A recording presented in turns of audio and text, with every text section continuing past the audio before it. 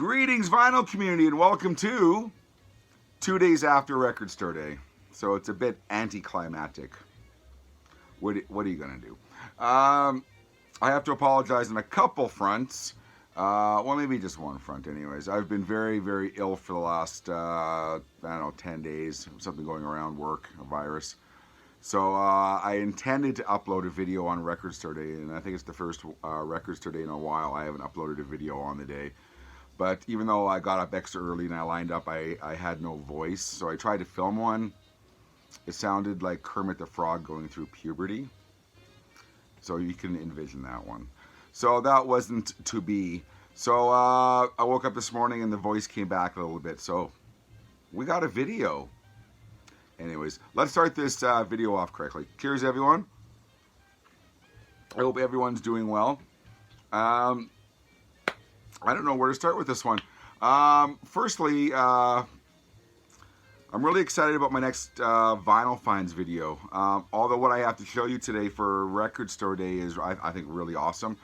What I have to show you for my next vinyl finds video is actually, that has me a bit excited. Some good stuff in that one. So stay tuned for that one coming up. I'm not sure when. I'll be later this week or maybe early next week. So some good stuff in that one.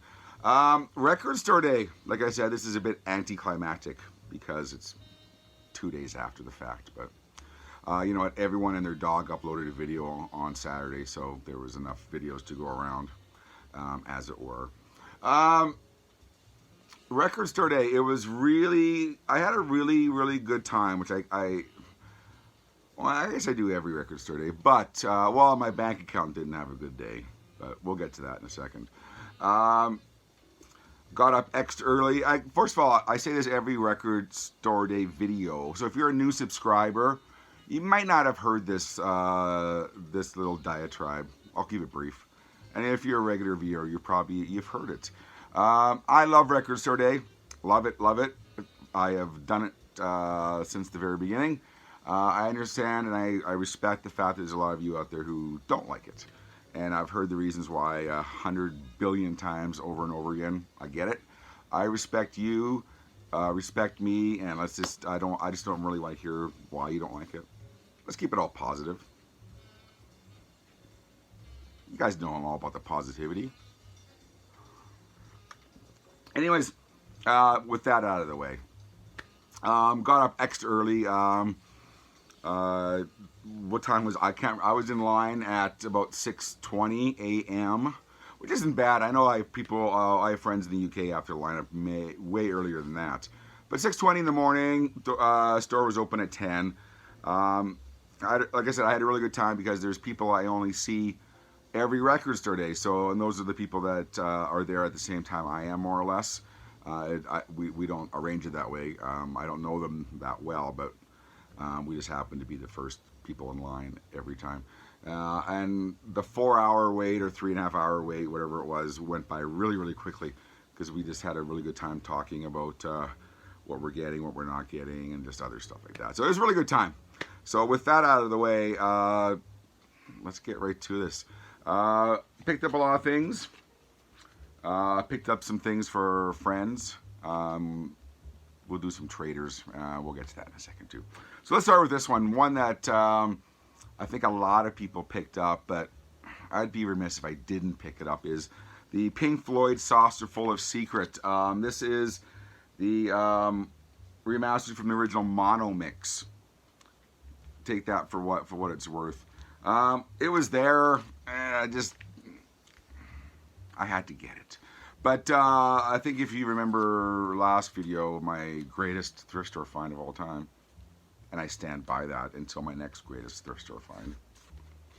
I found an original UK pressing of that album. But like I said, just because it was there. One that everyone picked up, so I'm not going to tell you anything you don't know about this record. Saucerful of Secrets by Pink Floyd. Next one up, there was the local store that I went to, or I chose to go to. There was a lot of titles that I had told them in advance that I wanted, and I guess a lot of other people wanted it as well, but they were only getting one copy as it seems to be with Record Store Day. I mean, having participated myself when I was more in that world of owning a store or managing a store, I know you'll throw an order in for 20 and you're lucky if you get 1 to 3. So a lot of these were ones. So I'm very happy I got there early enough where I could scoop these onesies out there. And this being one of them is Robert Plant, Fate of Nations. Nothing like the Pink Floyd, nothing special with the vinyl, no special color. But first time on vinyl, I believe, since it originally came out. And I'm not sure. I've not done my homework on this one.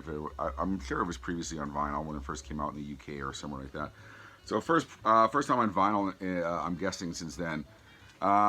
Fate of Nations is, I want to say maybe his best solo album, in my opinion. I know he did some stuff later on with Alison Krauss and all that stuff, and I'm not a huge fan of that stuff, to be honest with you. As far as original kind of his first grouping of albums when he first went solo, I think this is maybe his best, maybe with Manic Nirvana, in my opinion. Has Calling to You and 29 Palms, or maybe my favorite songs off this album. So Robert Plant, Fate of Nations, very excited to get that. Like I said, there was 1 copy in the store for that one, so very pleased with that one. Next one, this is the first time for a Record Store Day that this band's album, because they have an album every Record Store Day, as it seems, was available in Canada, where I didn't have to scramble and order one from a third-party seller in Amazon from Holland or the UK or something like that. So I was very excited. Like Robert Plant, my local record store got 1 copy of this, and I think it was because they know I wanted it. You guys know I talk about this band all the time. Golden Earring. This is Moontan, the original cover. This is limited to, what is it? 3,000 numbered copies. Seems like a lot for a Golden Earring album, but I have number 1172 for those of you keeping score out there. So this is the original cover. There's that. But this is turquoise vinyl for Record Store Day. So special turquoise vinyl, as they're calling it. Golden Earring Moontan. I don't know if I need to add comment to that one, but is it maybe their best album? Front to back, probably. Has Radar Love, which I never need to hear that song again, but the rest of the album is still killer. All right. These go all over the place for styles of music. You got Pink Floyd, you got Golden Earring, you got Robert Plant. You know what? You got Duran Duran.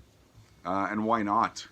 This is their 1984 live album called As the Lights Go Down. The first time it's ever been officially released in a physical format. What this is, for those of you into Duran Duran, or if you guys are aware of Duran Duran, their biggest selling album of all time is an album called Arena from 1984, 85. And it's a live album, but it had The Wild Boys on it, which was a #1 hit worldwide. And that's what made it their biggest selling album of all time, which is odd because it's a really bad album.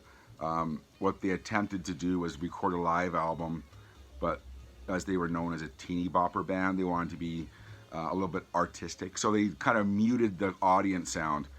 So songs fade in, fade out, and you really don't hear a whole lot of audience noise, if any. And it's a really weird listen, and in my opinion, it's really not a very pleasurable listen. But this rectifies this, because this originally came out as an accompanying video to Arena. But now, like I said, now they're releasing this as a physical format. This is ostensibly the same concert, I believe, just it's not fucked with. There's the audience noise, there's any little mistakes they may have made on the day. But Arena, some people might be asking, I know in the comment section, that, you know, why didn't you show the vinyl if it's colored vinyl? And I will. This one is pink vinyl on record 1. has a really, really nice embossed sleeve. In fact, what was really odd is that my local record store took a chance because I was telling them I want this and it's going to sell. I think they ordered a lot and they got 5 copies, and the 5 copies went within, I'm not lying, within 30 seconds. Done. 5 copies. Oh, it has a nice booklet too I've not yet looked at, oddly enough.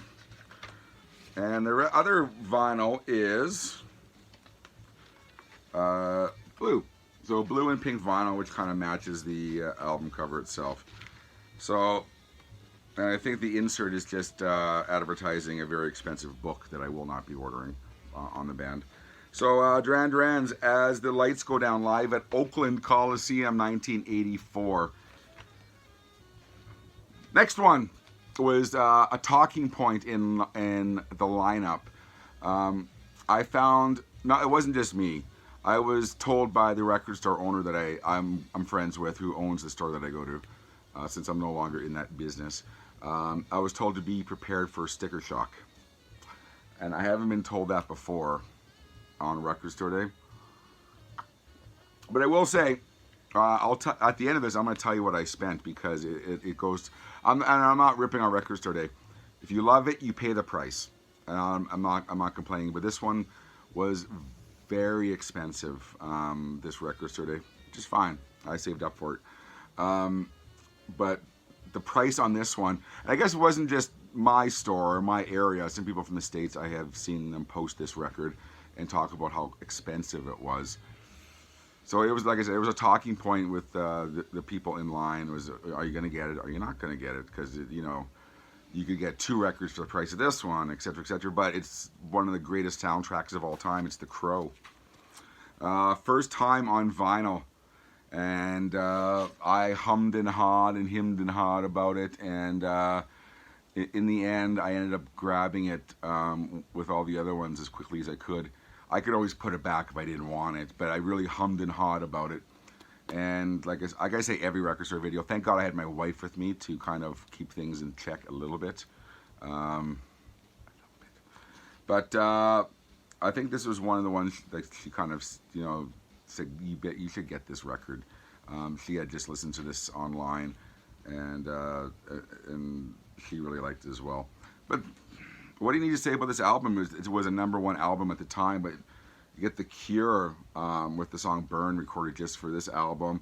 Of course, 9 Inch Nails doing Joy Division's Dead Souls. I mean, and oddly enough, my favorite track off this album, it's not what you think it would be. It's For Love Not Lisa, Slip Slide Melting. Probably their only moment of note. In fact, when that song came out, I loved that song so much off the soundtrack, I went and bought their other couple albums that were available on Warner Music, actually. And they just didn't live up to this song, so this might have been their shining moment, but what a moment. Anyways, the Crow soundtrack, very expensive item. We're talking Canadian dollars here, by the way, so I know prices are different. Someone might comment, well, it was only $40 in my area. If it's $40 US, it's probably going to be $60 Canadian, which it was. It was about $60 Canadian for this record. First time on, I'm sure it's going to come on vinyl later on down the line, but not on colored vinyl, I tell you. White. White vinyl for the first one. And I believe the second one is black vinyl, but I'm touching the edges. Don't worry about it. Black vinyl for just 2, but there is an etching on if you can see it there, yeah. The Crow. It's etched on there. They stretched it to 2 records so they could charge $60. Oh well, like I said, if you're going to be in the game, you got to get prepared to pay for it, which I did this time. But I'm happy to get it. You know, in the end, every record store day when I come home, I look through my stuff. I always have one thing. I'm like, maybe I didn't need that. But this record store day, I didn't come home with any buyer's remorse. So in the end, I was happy I spent the money on the Crow soundtrack. I listened to it first thing, and it reminded me. I haven't heard it in years. What a great soundtrack it is, and I'll put it up there. I'm not going to start an argument. I'm not saying it's the best soundtrack of all time. It's one of the best soundtracks of all time, in my opinion. All right, next. One that some people at the store who know me were very surprised I was getting, but Green Day live at Woodstock 1994. An amazing quality recording. Surprised the crap out of me and a lot of people online, because any performance footage that's made it out there has been video and the quality has been kind of dubious. This is just professionally recorded and it's the whole show. What made me get this album is it was the first thing that it was remember pay-per-view? If you're old enough to remember pay-per-view, I bought the Woodstock 1994 concert when I was a younger person living on my own, and it was very expensive at the time. But I remember sitting home that whole weekend watching Woodstock 94, and I'd seen Green Day once before on their Kerplunk tour. They played a little place in Edmonton called the Ritz Diner, which is a diner, but that's all I really knew of Green Day. And I think Dookie had come out not long before this, and I tell you, they lit that stage on fire. And of course, if you know this concert, it's infamous for the band having lots of mud being thrown at them, which kind of it added to how infamous this recording has become. If you don't know, watch it online. There's a censored version online where they cut out the mud, and there's one where you can see the band getting pelted with mud near the end of the concert. Which, by the way, on this one, it's track 5 on side 2 called Shit Show, which is apropos. Anyways, Green Day, Woodstock 94. I played this right after The Crow, and man, I'm glad I got this one too. What a great, this is a band on fire. I'm not a huge Green Day fan, but Dookie had just come out. The band was firing on all cylinders, and then after that, they kind of lost me on a bit, or a lot actually. To me, this is their shining moment, this era. Green Day, Woodstock, live 1994. Like Golden Earring, you guys know I'm going to talk about this band. Hawkwind. Hang on, just hang tight if you don't like Hawkwind. And why don't you? They're so good. Anyways, Hawkwind. It has a very odd title, the 1999 Party, but this was recorded in 1974. This was recorded in Chicago, professionally recorded too. Very great quality soundtrack. I think the live recording is produced by Roy Thomas Baker, the famous producer who's done the Cars and Hawkwind, and many bands of that era. Excuse me, you have to excuse me, I'm still very sick and I'm surprised the voice is holding out. 1974 is Lemmy's last tour. He's entering into his last concerts with Hawkwind when they get to Chicago. And of course, as we know, or if you know the legend of Lemmy, he got busted coming into Canada, of course. Played the show, got fired after the show, I guess. But this is the Lemmy's last stand, as it was, live 1994. Double album. There's nothing special with the vinyl as in colored vinyl, but it's the first time on vinyl for this record. Great performance, March 21st at the Chicago Auditorium. I have a lot of Hawkwind live albums, and this is up there because Space Ritual is legendary. I'm talking to you Hawkwind fans now. Their live album, Space Ritual, which broke the band, is a monumental classic recording, but come around this era, they had a little bit more material to draw from. So it's a little bit more varied and diverse, in my opinion. So Hawkwind, 1999 Party, live 1974 from the Chicago Auditorium. I don't know what else I can say about this, but another one that was a bit pricey, but very happy I picked this one up. There's a couple things I picked up for friends that I'll by the way, if you hear music in the background, I woke up with this album in my head this afternoon. You guys all know I work nights. And I woke up early this afternoon hoping my voice came back to do a video for you all. By the way, for those of you who messaged me and asked me why I didn't do a video, this is why. But I woke up, the voice was okay, and I had this album in my head, John Coltrane's A Love Supreme. Why? I don't know. But if you can hear stuff in the background, that's what you're listening to. I digress. The last one I bought for me as of now, we're going to get to, in a second, we're going to get to things I didn't get because my local store didn't get. But I like all record store days, I'm not panicking. I'm not going out spending this crazy money on eBay or Amazon third parties. They come available, so I'm just going to sit tight on them. U2, the Europa EP, another one which was a talking point in the line, because the person who was there before me, who's always there before me, is a friend of mine named Scott, who is one of the world's biggest U2 collectors. He really is one of the world's biggest U2 collectors. He's known around the world, I guess, in U2 circles for his, and the guy's collection is in. You guys think I'm nuts, but he take what I show you on a video-to-video basis, and all he collects is U2 for that amount. It's insane. So he's always in line first because he has to get U2. Hi, Scott. You'll never see this. But it was a talking point because not a lot of copies made it out into our area. I think maybe most of it went out to Eastern Canada or maybe Vancouver, as record companies allot different amounts to different areas of Canada. But our local record store only got 4 copies, and the 4 copies were immediately for the 4 of us in line first, and then the lineup got, the sane people showed up later on, but us crazy people were there early.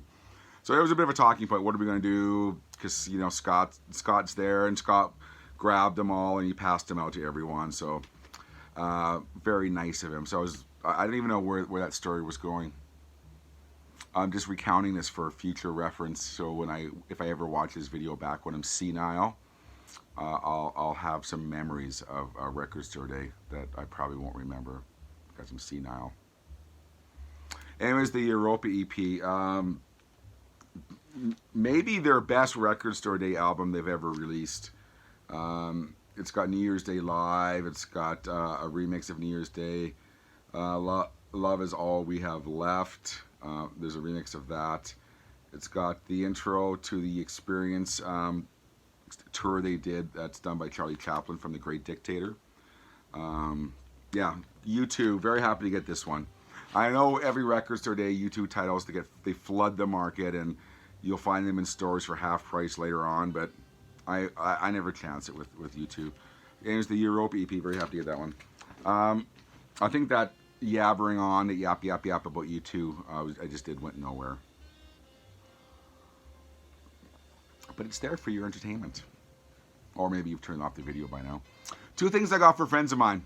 Although I was like in the first 3 or 4 people in line at my local store. My friend Tom, who I reference from time to time. Is that the phrase I'm looking for? Time to time. You can tell I've been sick for 10 days.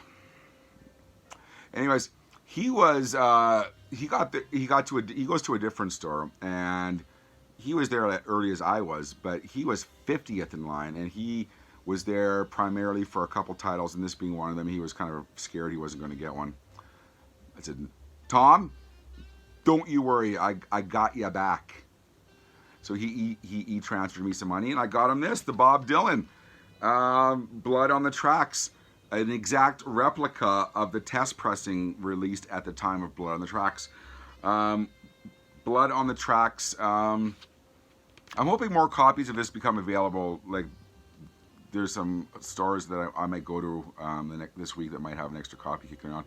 I kind of regret not getting this one for myself, although I have Blood on the Tracks. Do I need it? Probably not. But Tom's a mega, like Scott, with my friend Scott with U2. Tom is a mega Dylan collector. Like, I mean, mega. So the test pressing will mean more to him than it would be to me. But I think this is Dylan's greatest album, personally. And I don't want to debate that, because you could probably choose a few different Dylan albums, Blonde on Blonde or whatever But I think this is Dylan's best album. So I got Tom Blood on the Tracks. And if you're watching this, I'll run it over to your house this week. Don't you worry. Really nice, actually. I wish they would do more things like this. I know they've done Bowies like this, but do exact replicas of a promo version of an album that's and it's drastically different, or a test pressing. I think they did, and it's got unique mixes on this test pressing that I guess that's what makes a difference. The mixes on this album are different from the ones that we know as Blood on the Tracks. But I wish they'd do stuff more like this. I think this is kind of an interesting release myself. Bob Dylan. And this is going to Prague. I have a friend, Graham, in Prague, who I hope to see on my next trip to Europe. And I think I talk about this every Record Store Day, is that any UK exclusives that I can't get, he gets for me, and then I get him North American releases that he can't get, and we kind of do a swap. And it's good to have friends in places like that, that you can do swaps like that. I am trading this right across for the Nazz live album. Nazz being Vince Clarke and Alison Moyer. I really wanted that Nazz live album, and I didn't pick it up, and he's going to send that to me in exchange for the Knight Rider soundtrack. I was surprised at every store I went to. I went to a couple other stores yesterday, being Sunday, just to see what they had kicking around, what left over. And how many stores actually had this album in stock? I would never think. I would think this would be one of those albums that people would say, this ain't selling, we're not ordering it. But every store had a copy of the Knight Rider soundtrack from the original TV show. So I know nothing about it other than it's the soundtrack to the TV show Knight Rider. You all know Knight Rider with David Hasselhoff, who, by the way, is recording a new album. And if you can believe this is how effed up algorithms are on YouTube. A clip of him recording his new album appeared on my suggested feed.